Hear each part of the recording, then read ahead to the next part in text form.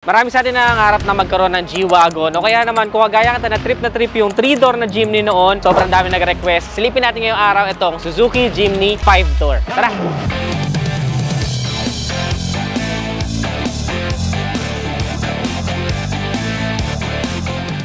gaan ng steering wheel ah. Hindi nararamdaman yung mga akyat-akyatan. Talagang pambundok-bundukan talaga to eh. Yun ang masarap. Wala kang problema sa humps tsaka sa lubakan.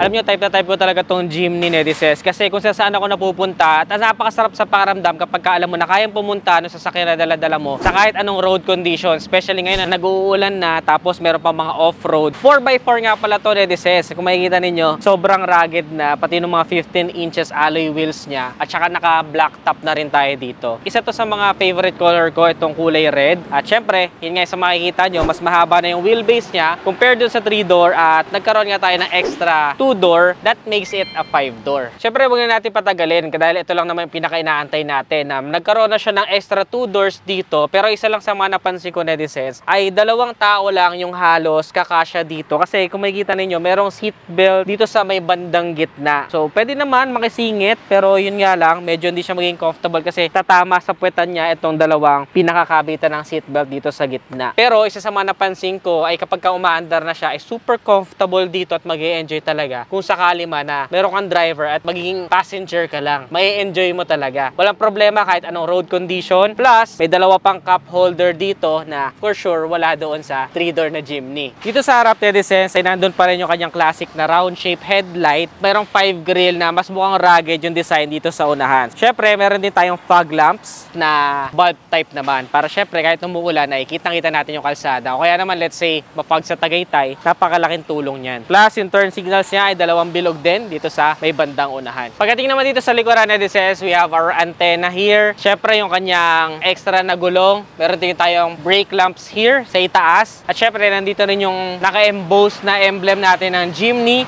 All Grip. At Suzuki naman dito. Ngayon, pag binuksan nyo siya, nagkataon lang na medyo pababa yung parking nito. Pero kapag kapantay yung parking, o kaya naman, lalong-lalo na kung nakapataas or uphill yung parking, ang napansin ko sa kanya Nedises is meron siyang hydraulic suspension niya dun sa pinakapintuan niya. Nagpupush siya kanya para totally bumuka. So, hindi mo siya pwede na hanggang dito lang. Medyo nakapababa na to, pero tutulak niya pa rin yan pataas para bumuka siya all the way. So, kapag medyo tight yung parking mo, let's say meron ding mga nakaparking pa dito, sa mga mall na parking, ay ingat-ingat ka na lang kasi pwede mo siyang madali. Lalong-lalo na kung malaki yung ilalagay mo dito. Pero syempre, ang pinakamaganda dyan, Nedises, compared dun sa 3-door na napaka-unusable ng 85 liters na compartment dito sa likod, ngayon kahit papano ay may mailalagay ka na dito sa 211 liters na cargo space niya. Dati kasi talaga halos wala. So syempre, pwede mo rin tong itiklop para magkaroon ka ng extra space. So I think 3 balikbayan boxes, kasyang-kasya dito. So kung medyo may business ka or maglilipat ka ng gamit, useful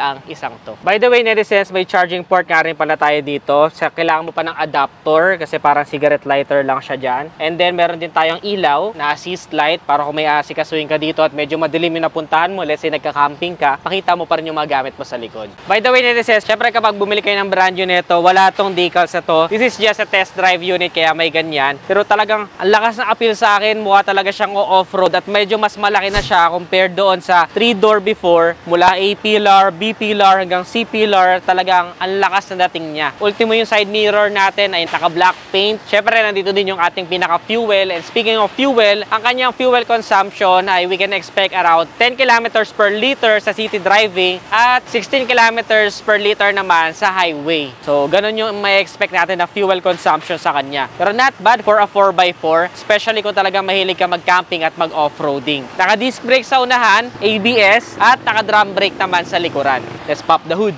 So inside the hood, we have 4-cylinder with 16 valves that can produce a maximum output of 75 kilowatts at 6,000 RPM and a maximum torque of 130 Newton meters at 4,000 RPM. So nakatune siya for high torque para sa pag-off-roading experience at syempre para ma-maximize din natin yung fuel efficiency. So medyo pagpasensya nyo nang madumi yung hood, kakagaling lang natin sa bagyo, kaya binagyo din. So dito sa loob ni Reses, actually it somehow reminds me nung FJ Cruiser. Somehow lang Definitely mas malaki na itong kanyang infotainment system na ngayon ay 9-inch touchscreen na yung display niya with wireless Apple CarPlay and Android Auto. O, di ba? Talagang sumasabay na sa mga specs and features. Nakakatawa yung kanyang pinaka configurations dito. Super rugged, pati yung kanyang mga aircon vents dito. Of course, equipped din to with SRS airbags, kaya safe din tayo. Meron din tayo ditong mga glove compartment. At dito mo rin mako-configure yung inyong 4x4 functionalities. Meron tayong 4 low, 4 high, and while on the road ng highway or regular road ay pwede natin siyang i-2 high. Automatic transmission din po ang isang to. So, ito lang yung pinaka-functionality niya. Nakakatawa kasi dalawa yung cambio niya. Isa dito. Kaya akala mo manual transmission. Conventional din yung kanyang pinaka-handbrake. Tapos isa pa sa nakakatawa sa kanya, Nedeses, dito mo kukontrolin yung pinaka-window niya. To open the window, automatic din pala, no? Naka-power windows na rin pala to. Tapos, para naman dun sa likod, medyo kakaiba kasi nandito mo naman siya kukontrolin. Pwede mo pa rin makontrol yung nasa likod mo pero nakahiwalay. Dahil wala nga ditong pinaka-configuration sa pinaka-armrest niya. And wala din pala ako nakita na parang grab bar dito sa magkabila kasi hindi naman siya ganun kataas. Pero ang galing lang. Nakakaiba sa akin yun. Isa rin sa mga medyo points for improvement ko for its price point na medyo presyong pang pick up na sa mga ibang category at ibang brands ay sana kahit papano may aircon vents sa likuran o kaya man lang a charging port para dito sa mga passenger natin sa likod. We also have some vanity mirrors dito sa kanyang front pero wala pa siyang ilaw. Pero nakakatawa kasi parang ang laki ng grab bar niya mula dito naman. Parang dito bumawi ng grab bar, no? So tara, test drive natin. Oh, hindi nararamdaman, oh. Hindi nararamdaman yung mga akyat-akyatan. Grabe. Talagang pambundok-bundukan talaga to eh. Too high lang tayo. Yan na yung pang highway.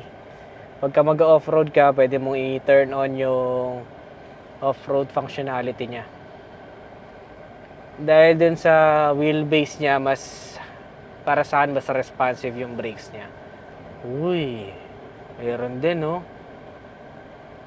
Yun ang masarap. Wala kang problema sa humps tsaka sa lubakan. May rear camera. Easy lang to i-drive ng mga newbie. May assist kapag magpa-park. Kamusta dyan sa likod, ma'am? Komportable ba? Pwede na pambundukan. Hindi ramdam ang mga lubak. Ayos! At ayan na nga, netizens, ang Jimny 5-door from 1.3 million. Ngayon ay 1,708,000 pesos na po siya. Ganun na po ang presyo niya. Tama, narinig ninyo. Medyo makati na. Pero para sa inyo, netizens, sulit ba siya? Para sa akin, yung size difference at saka yung pakiramdam na pwede mong dalhin kahit saan. Actually, this one is very competitive. Based on my personal experience, ako ngayon ay naka Honda Civic RS. 1.775 million naman ang isang yon. So I think this one, iba din yung hatid niya kasi kung kagaya ko na sobrang daming pinupuntahan na travel ay magagamit ko talaga to, especially yung 4x4 functionalities niya. Kahit na mapunta ka sa mga bundukan ay pwede. Ano masasabi niyo, netizens? Comment niyo naman sa ibaba. Meron pa ba kayong mga ibang sasakyan o motorsiklo na gusto mapanood next vlog? Comment your suggestions below. Kung nagustuhan mo to, don't forget to give this video a thumbs up, subscribe. Again, this is Adriano. Always keep it cool and ride safe always.